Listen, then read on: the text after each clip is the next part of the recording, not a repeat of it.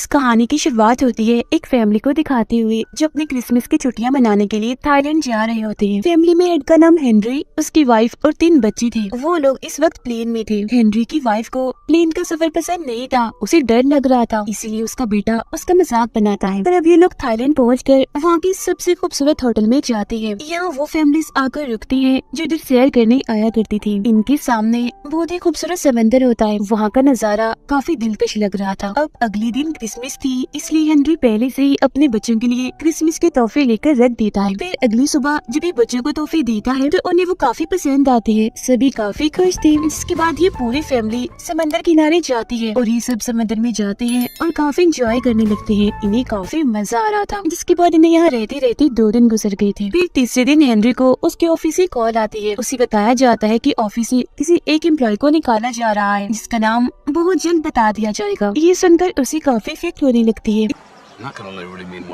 इस बारे में अपनी वाइफ को भी बताता है, जो सुनकर वो कहती है कि हमें वापस चलना चाहिए। जिस पर हेनरी कहता है, हम यहाँ छुट्टियाँ गुजारने आए हैं, हमारे बच्चे भी काफी खुश हैं, तो हम इस ट्रिप को बीच में छोड़ के नहीं जा सकते। ये कहते वो अपने बच्चों के साथ खेलने के लिए चला जाता है। फिर वो आसमान में देखता है कि बहुत सारे पंछी एक साथ हवा में उड़कर कहीं दूसरी तरफ जा रहे हैं। जमीन भी अचानक एकदम से कांपने लगती है, जो देख वो लोग समझ जाते हैं कि जरूर कोई गड़बड़ है और कोई बड़ी मुसीबत आने वाली है। और फिर अगले पल समंदर से बहुत ही बड़ी लहर आती है जो सब कुछ तबाह करती हुई तेजी से आगे बढ़ रही थी और पूरी जगह को उसने अपनी लपेट में ले लिया था। साथ ही बहुत सारे लोगों को भी अपने साथ बहाकर वो ले गई थी। हर तरफ पानी ही पानी और तबाही होती नजर आ रही थी। दरअसल ये सुनामी था, इन्हीं समंदर में तूफान का आना जो अब यहाँ आ गया था और हर तरफ तबाही मचाता जा रहा था। हम हेनरी की वाइफ को देखते हैं जो एक पेड़ से लिपट कर खड़ी थी ताकि वो पानी के बहाव से आगे न बह जाए। वो अपनी फैमिली को आस पास देख रही होती है,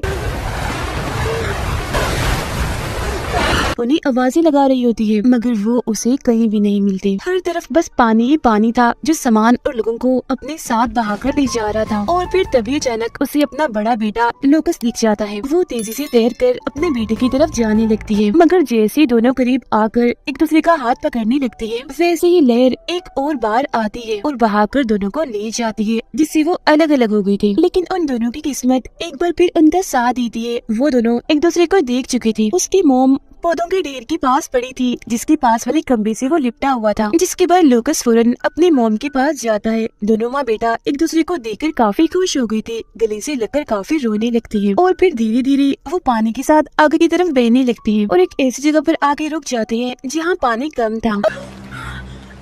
अब यही हमें पता चलता है कि लोकस की मोम का पाँव काफी जख्मी है, उस पर गहरा कट है जिससे तेजी से खून निकल रहा है। मगर वो इस बारे में अपने बेटे लोकस को नहीं बताती क्योंकि वो नहीं चाहती थी कि उसका बेटा उदास और परेशान हो जाए। अब तभी लोकस को एक बच्चे के रोने की आवाज आती है, जिसे जैसे ही बचाने के लिए वो जाने लगता है तो उसकी मोम उसका हाथ पकड़ लेती है और कहती है कि तुम मत जाओ मेरी जान, मैं पहले ही अपने हस्बैंड और 2 बच्चों को खो चुकी हूँ, तो मैं नहीं चाहती कि मैं अब तुम्हें भी खो दूँ। जिस पर वो कहता है, मोम मुझे कुछ नहीं होगा, मैं उसे बचाकर ले आऊंगा। वो कितना छोटा सा बच्चा है, मुझे तरस आ रहा है उस पर। वैसे भी हमें जरूरतमंद हर इंसान की मदद करनी चाहिए। जिसके बाद वो उस बच्चे को बचा लेता है जो झाड़ियों के नीचे पड़ा रो रहा था। वो उसे अपने पेट पर बिठाकर वहाँ से जाने लगता है। उसकी मोम भी उसके पीछे ही थी। वो उस छोटे से बच्चे को एक पेड़ पर चढ़ा देता है। वो अपनी मोम को भी ऊपर चढ़ाने की कोशिश करता है, मगर उससे चढ़ा ही नहीं जा रहा था क्योंकि उसके पैर में जो चोट थी वो काफी दर्द कर रही थी, खून भी निकल रहा था, तो उसे मसला हो रहा था ऊपर चढ़ने में।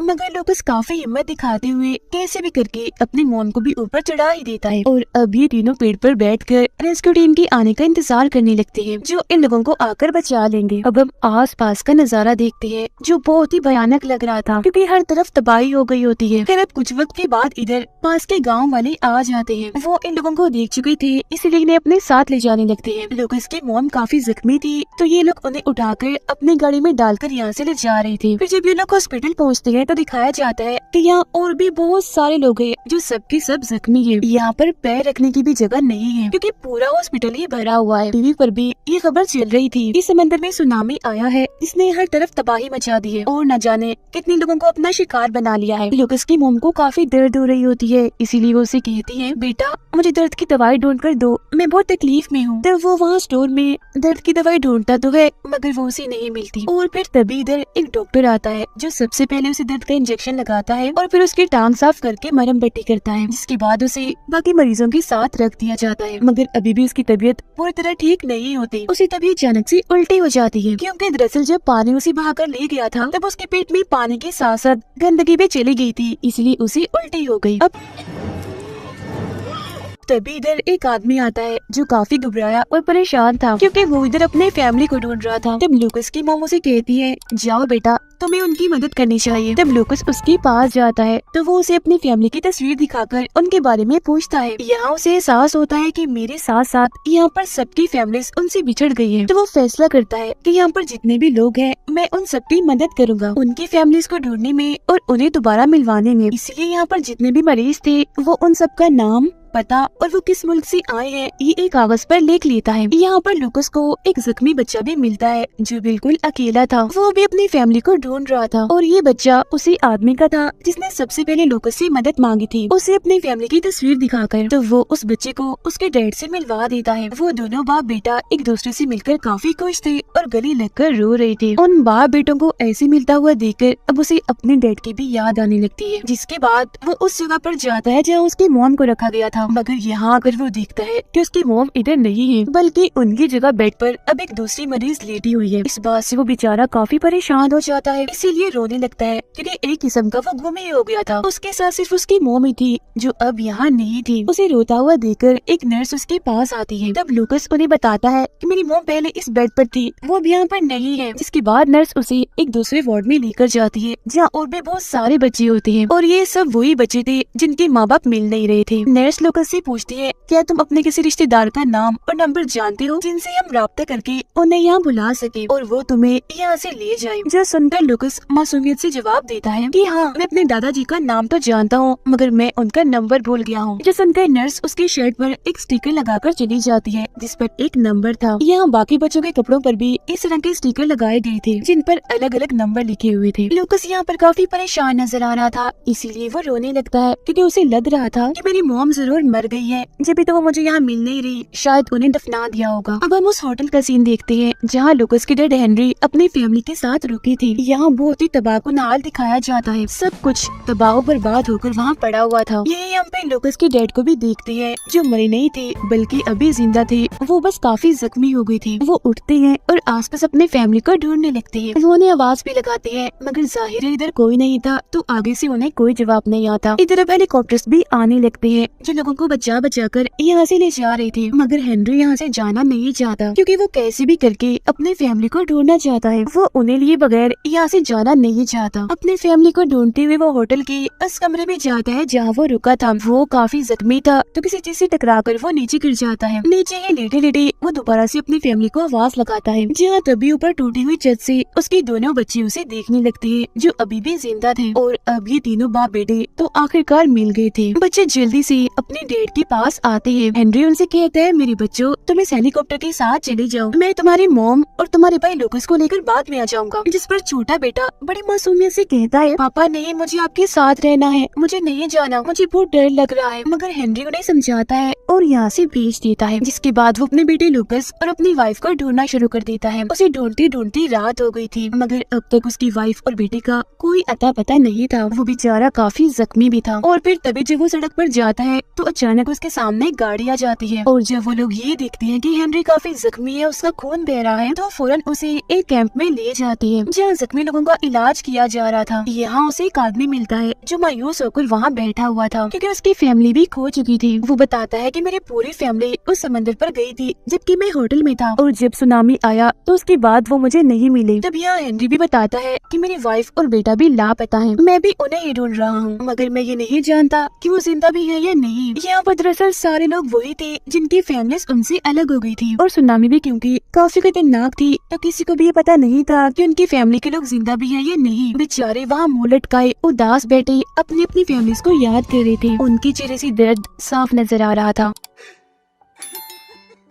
हेनरी के सामने वाला वो लड़का कहता है, मेरे पास तो फोन भी है, मैंने इसकी बैटरी बचा के रखी हुई है ताकि अगर मेरी फैमिली जिंदा हो और मुझे कॉल करने की कोशिश करे तो मैं उन तक पहुंच जाऊं। तब हेनरी उससे फोन लेता है और अपने डैड को कॉल करके बताता है कि सुनामी में मेरी वाइफ और लुकस कहीं खो गए हैं। मैं उन्हें ढूंढने आया हूँ, वो मिल नहीं रहे। 2 बच्चे तो मिल गए हैं जो एक टीम के साथ है, मगर मैं हिम्मत नहीं हारूंगा, उन्हें ढूंढ कर ही रहूंगा और घर वापस जरूर लाऊंगा। ये बातें करते करते वो जज्बाती हो जाता है, इसीलिए फूट फूट कर रोने लगता है। तो वो उसके साथ वाला लड़का उसे संभालता है। अब कुछ देर आराम करने के बाद हेनरी उस आदमी के साथ निकल जाता है जिसने उसे मोबाइल दिया था, ताकि वो उसकी फैमिली और अपनी वाइफ और बेटे को ढूंढ सके। अब हम लुकस को देखते हैं जिसके पास नर्स आती है और उसे कुछ सामान दिखाती है ताकि वो पहचान सके कि कौन सी चीज उसकी फैमिली के किसी इंसान की है। मगर जब वो सामान को देखता है तो वो उसकी फैमिली के किसी भी फर्द का नहीं होता। अब इसके बाद उसे एक कमरे में ले जाया जाता है जहाँ और कोई नहीं बल्कि उसकी मॉम थी, जो मरी नहीं थी बल्कि अभी जिंदा थी। लुकस जब अपनी मॉम को देखता है तो उसकी जान में जान आती है। वो फौरन अपनी मॉम से लिपट जाता है, मगर उसकी मॉम की हालत ठीक नहीं थी बल्कि पहले से भी काफी खराब थी। उसके मुंह पर ऑक्सीजन लगा हुआ था। लुकस अपनी मॉम के पास बैठ जाता है और उनका हाथ पकड़ के कहता है कि आप मुझसे वादा करें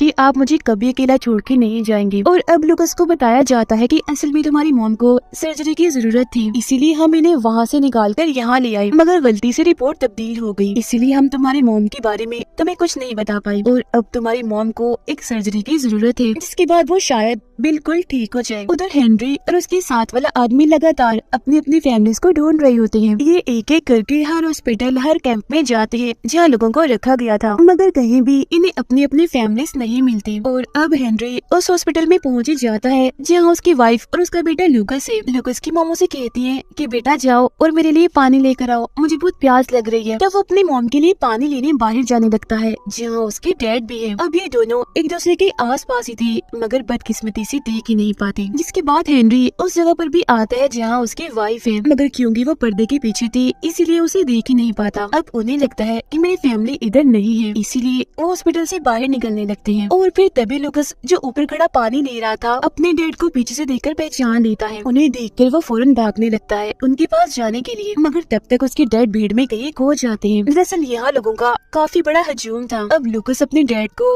हर जगह ढूंढने लगता है, मगर वो कहीं नहीं मिल रहे थे। तभी इधर उन बच्चों का ट्रक भी आ जाता है जिन्हें बचाकर ले जाया जा रहा था, जिसमें लुकस के दोनों भाई भी थे। वो दोनों बच्चे जल्दी से ट्रक से नीचे उतरते हैं। लुकस इनके पीछे से गुजर जाता है, मगर एक दूसरे को वो नहीं देख पाते। अब क्योंकि उनकी फैमिली उन्हें नहीं मिलती, इसलिए लुकस के दोनों भाई दोबारा से ट्रक में बैठ जाते हैं, जबकि हेनरी भी अपने ट्रक में बैठने लगता है। अब ये पूरी फैमिली एक दूसरे के करीब आस पास ही थी, मगर फिर भी वो एक दूसरे को देख ही नहीं पाते। इतना ढूंढने पर भी जब उसके डैड उसे नहीं मिलते तो तंग आकर लुकस जोर से अपने डैड को आवाज लगाता है और ये आवाज उसके दोनों भाई सुन लेते हैं। वो लुकस को भी देख चुकी थी, इसलिए फौरन ट्रक से उतरकर अपने भाई के पास आने लगते हैं। तीनों भाई एक दूसरे के गले मिलते हैं और बहुत खुश हो जाते हैं। और फिर तभी ये लोग देखते हैं कि सामने से इनके डैड भी आ रहे हैं, क्योंकि उन्होंने भी इन्हें देख लिया था। लुकस की आवाज पहले वो सुन चुकी थी। अब क्योंकि वो लोग मिल चुके थे तो काफी खुश हो जाते हैं। अब यहाँ वो आदमी जो हेनरी के साथ था अपनी फैमिली को ढूंढ रहा था, ट्रक ड्राइवर से कहता है कि अब हमें चलना चाहिए, क्योंकि हेनरी को अब हम अपने साथ नहीं ले जा रहे, उसे उसकी फैमिली मिल चुकी है। अब इसके बाद वो लोग लुकस की मॉम के पास जाते हैं। उनकी हालत काफी खराब थी। वो अपने हस्बैंड से मिलती है और उन्हें बताती है कि मेरी हालत बहुत ही खराब है और अब मैं शायद ना ही बच पाऊं। तब हेनरी उसे तसल्ली देता है और कहता है कि हिम्मत मत हारो, तुम जरूर बचोगी, हम तुम्हारे लिए दुआ करेंगे, हम हमेशा एक दूसरे के साथ रहेंगे, एक खुशहाल फैमिली की तरह। ये बातें करते करते वो दोनों काफी जज्बाती हो गए थे, इसीलिए उनकी आंखें भर आती है। अब इसके बाद उन्हें सर्जरी के लिए ले जाया जाता है।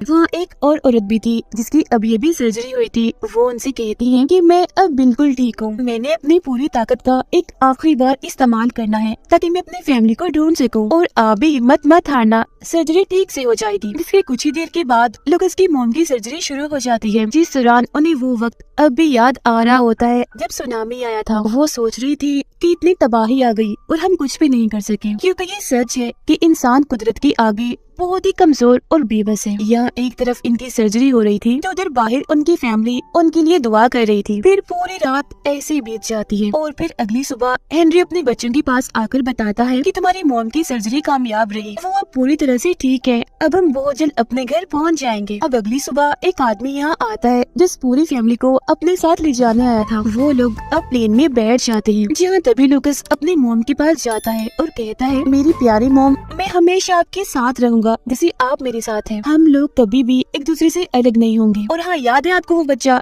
जिसको हमने सबसे पहले बचाया था, उसे भी अब उसकी फैमिली मिल चुकी है। ये सुनकर उसकी मॉम कहती है, मेरा बेटा बहुत अच्छा और बहादुर है, मुझे तुम पर गर्व है और मुझे यकीन नहीं आ रहा कि हम सब मिल गए हैं। ये कहकर वो लुकस को गले से लगा लेती है और जज्बाती होकर रोने लगती है। फिर वो प्लेन से बाहर का बुरा हाल देखती है क्योंकि हर तरफ तबाही मची हुई थी, सब कुछ तहस नहस हो गया था। यहाँ हेनरी उस आदमी के लिए भी दुआ कर रहा होता है कि उसे उसकी फैमिली मिल जाए, जिसने हेनरी की फैमिली को ढूंढने में उसकी मदद की थी और उसे अपना मोबाइल भी दिया था, क्योंकि अभी तक उस बेचारे को उसकी फैमिली नहीं मिली थी, वो लापता थी। अब जैसे इस पूरी फैमिली की हिम्मत ने, इनकी अच्छाई ने और एक दूसरे के लिए प्यार ने इन्हें मिला दिया, वैसे ये लोग चाह रहे थे कि सबको उनकी फैमिली मिल जाए, क्योंकि हर कोई अपनी फैमिली से प्यार करता है और किसी भी कीमत पर उन्हें खोना नहीं चाहता। जिससे हम समझ पाते हैं कि फैमिली आपके लिए कितनी जरूरी होती है। उनके बगैर आपका कोई वजूद नहीं होता, फैमिली के बगैर आपकी कोई अहमियत नहीं होती। और साथ ही आपके अंदर अच्छाई और अपनापन भी होना चाहिए। दूसरों के लिए आपको हर वक्त खड़े रहना चाहिए। और ये सारी सीख हमें इस कहानी से मिली। ये एक सच्ची कहानी है जिसका हादसा 2004 में हुआ था। दरअसल ज़िलज़िला और सुनामी आया था जिसमें तकरीबन 3 लाख लोग मारे गए थे। ये दुनिया की इतनी बड़ी तबाही थी कि इंसान इसे समझ गए थे कि इंसान चाहे कितना भी बड़ा और ताकतवर क्यों न बन जाए, कुदरत के सामने वो छोटा और कमजोर ही है। इसीलिए कुदरत के साथ छेड़छाड़ नहीं करनी चाहिए, इसके बारे में कभी सोचना भी नहीं चाहिए, मतलब अपने हिसाब से उसे बदलना नहीं चाहिए। गॉड ने सब कुछ जैसा बनाया, हमें उसे वैसे ही कबूल करके उसके साथ रहना चाहिए, क्योंकि अगर हम कुदरत के साथ छेड़छाड़ करेंगे और गॉड की दी हुई चीजों को ऐसे कबूल नहीं करेंगे, ना शुक्रिया करेंगे, तो इसके अंजाम बहुत ही बुरे होंगे। और इसी के साथ ये कहानी इधर ही खत्म हो जाती है।